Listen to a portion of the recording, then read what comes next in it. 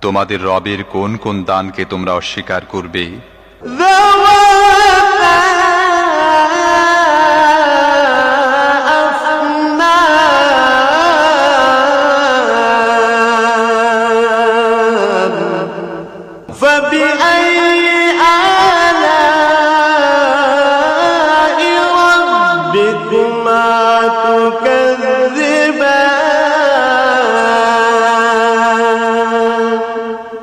তরু তাজা লতা পাতা ও ডালপালায় ভরা তোমাদের রবের কোন কোন দানকে তোমরা অস্বীকার করবে?